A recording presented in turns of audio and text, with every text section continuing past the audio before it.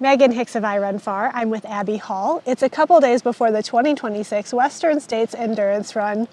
You're the defending champion. Pretty exciting. How does that sound and feel? It's honestly been such a big year of just taking it in. It's been it still hits every time. It's still special. Watching your race last year, it was kind of a cool vibe to watch. Among the frenzy and among the fray, you were this calm, confident, quiet, just smooth flowing looking person. And we've talked after the fact about that's how it sort of felt on the inside too. Yeah. When you look back at those 16 and change hours of that day, do you still feel that vibe? I do. Yeah. I remember standing at the start line last year just feeling so happy and so like I was right where I needed to be. And of course that's a feeling you can't force or invent. Right. But this race brings it out in me and I just feel so grateful and happy to be back here. It's kind of been on my radar since the track last year this time. So it's been I've really focused on it all year and I feel like I have probably put more into this race than I've maybe ever put into a race before. So I feel like I'm coming at it from a new way, but I think I'm going to be still standing on that start line feeling that same happy, electric calm. I think it's not just pure calm, it's electric calm, maybe kind of this buzz. I love that. Walk us through a little bit the last year. There must have been sort of a crazy media frenzy that followed winning a race like Western States. Then you tried to turn it around and ride that fitness high with UTMB. I think you took an honest off season after that. Yeah. Talk a little bit about that. I don't know, that arc of your story last summer. Yeah. I mean, honestly, it felt like I was coming off of Western States feeling so good. And of course, Cordis and I like to say, when it goes well, it goes well. You kind of recover well, you have this spring in your step. And I felt really good July, early August. And I think approaching UTMB, I was I feel like I could kind of take it or leave it. In hindsight, that's probably not how I race my best. Okay. And I was curious if that would be a new feeling at a 100-mile start line, a lightness or holding, not holding things so tightly.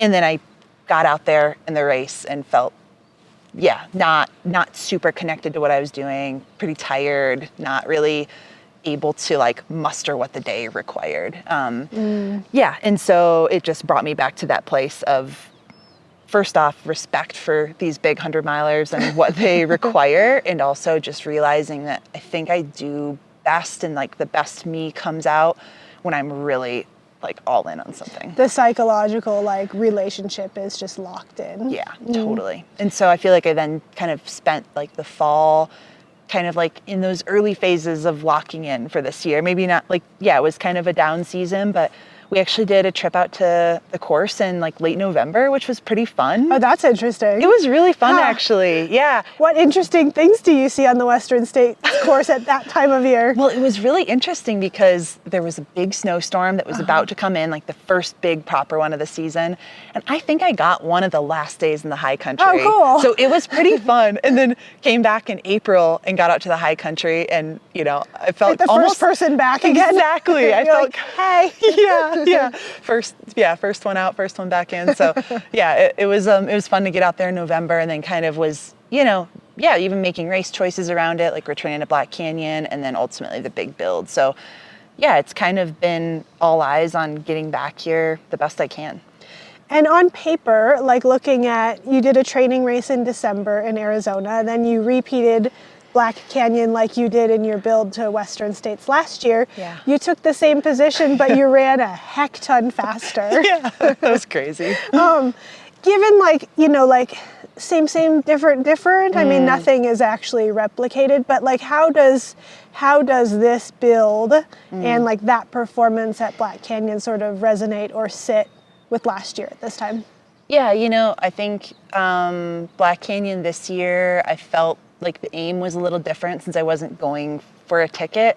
I still think like with these golden ticket races, like the best performances are always going to come from the people who like really want those tickets. Need that, or like Yeah. just, yeah. And again, like maybe like similar logic with the UTMB thing. I didn't know if maybe I would feel like a different freedom going into it, not needing a ticket, Yep. and was curious like how that would work for me mentally. Yeah. And, you know, ended up just being like, what a historic day to be a part of. It was so cool.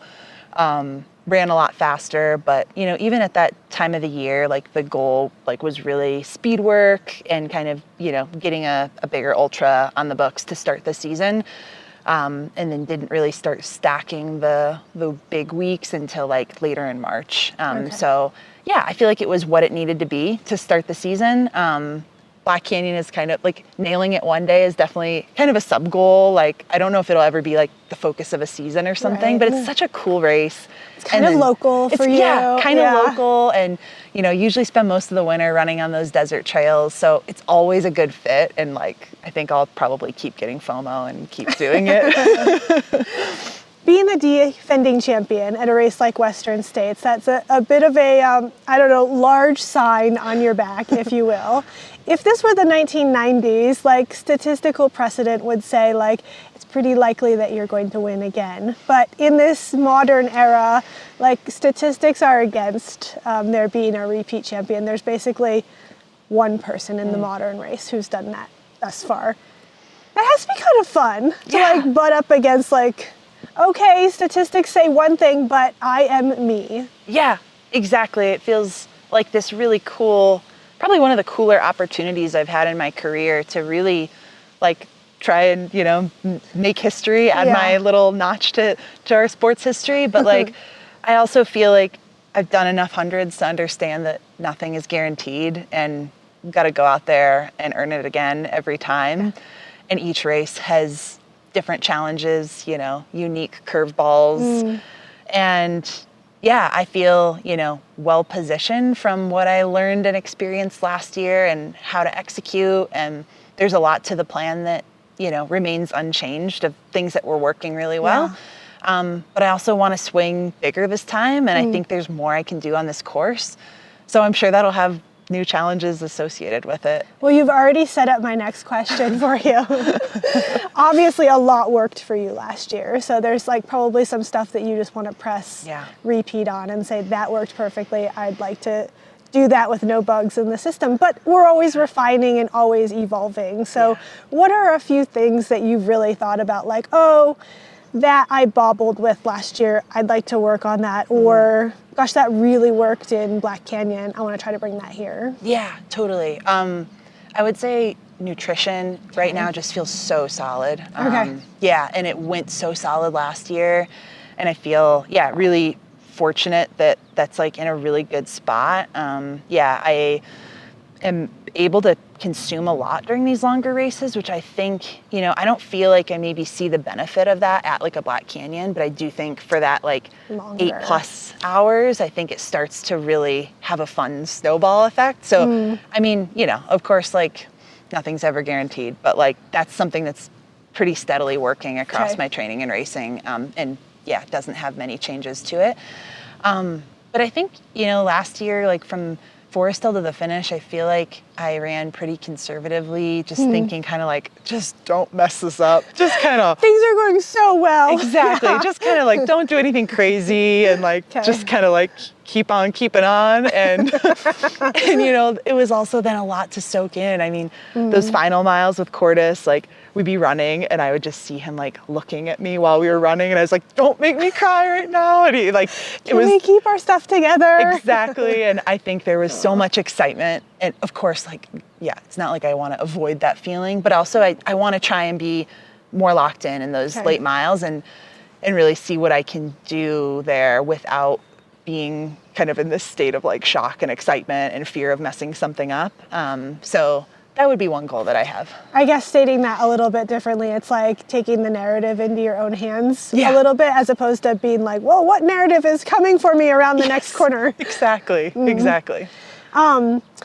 Western States always has a lot of repeat visitors. There's an extraordinary return of the women's field this year. 9 of the top 10 returnees, some women from the events past, some women who've given it a shot and haven't gotten their first finish here, some up and comers and challengers. So there's a lot of things that are similar, but I think it's Tuesday evening now. That weather forecast has been sitting the way it's been sitting for a couple of days, so I think we can officially audibly say the race is probably going to look a lot different conditions-wise. Yeah. Thoughts?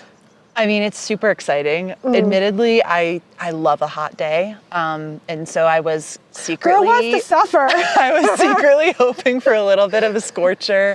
I love that everybody says that. Do they? Yeah. Really? Yeah. Okay, that's funny. Yeah, I wasn't sure. Well, it's because it's what you have prepared for and you've been visualizing it, right? Exactly. Yeah. Exactly. Yeah, and I like that kind of connection to, some of the hotter days I've done at home, down in the desert and all that. But, it's still going to be a physically warm day. It's not like it's going to be 45 degrees or something. So I think we'll all get to still use our beloved heat training. You'll all be covered in salt and sweat. Exactly. So, I think it'll still, be a warm day, but it definitely restructures some of the goals a little bit in terms of, dry high country plus a cool year, which is crazy too, because often the cool years are snowy high country and the splits are all a little different. And so it feels like, a really cool opportunity to go big. And I'm sure, everyone else is feeling that way too. Are you thinking about I am just not going to look at my watch because these splits are going to be scary fast, even, when the effort is, you're just not going to have the governor of the extreme heat. Like you said, it's going to be hot, but it's it's kind of like the altitude governor that as you get higher, the governor gets stronger. It's the same thing with heat. So it's you're going to feel hot, but you're not going to have that, that noose coming down on you quite so much. Yeah. Times are going to be, I think, a little shocking at times. Yeah. Did I say that right? Yeah. Okay. No, I would agree. I think in reality, it might feel closer to what it's been like on scouting trips out here, where it's just a mild, nice day, where I'm not using ice bandanas and all that, and you're kind of just in a flow. I think, I do kind of like looking at my watch and the numbers for a course, especially. I like knowing different splits and all that, and I feel like I'm starting to have logged enough time in this course where the splits, I can kind of do my math in my head. Yeah. So I do kind of like that. And so you're still going to be looking at the watch. Definitely. Yeah. Yeah. But I'm going to roll with it when it's, different than planned. I'd really like to take a photo of you with Google eyes, checking your watch, coming into Dusty, being oh, all right. Yep. Okay. Yep. Exactly. This is what we're doing today. Exactly. Yeah. Yeah. I mean, it's just it's such a cool opportunity. So yeah, in a lot of ways, I am excited for the chance to just go run a really fast time, hopefully.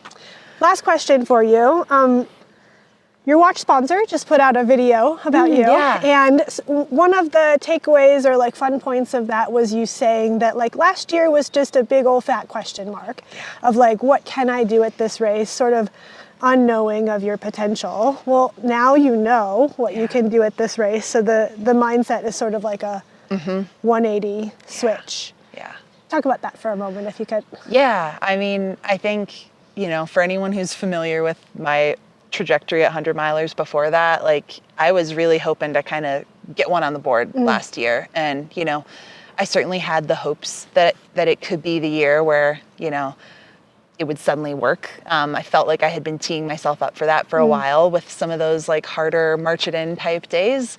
And I felt like my day was happening, and I was like, this is the day I've prepared for years. And, was able to, finally, reach what I believe my potential, is at these kind of races for 100 milers. And this year, it's coming at it from this different angle of not this can I, but more starting at I know I can. So then how do I build up that confidence, that belief in the small moments that, then add up to something that greater. add up to what I know I'm capable of. That doesn't really make sense. It does though. Yeah. Because we don't run 100 miles by running 100 miles. We run 100 miles by running a mile in a moment at a time. Exactly. Yeah. Exactly. And there's so many small moments like that in the training, in the lead up, where you're thinking, okay, I think this plus this plus this is going to get me this. Yeah. And it's not all, doesn't always work that way, but it gives me more confidence in my equation, if you will. Yeah. I love that. Abby Hall, Nikki Western States Endurance Run defending champion. Best of luck to you on Saturday. Thank you, Megan. I appreciate it.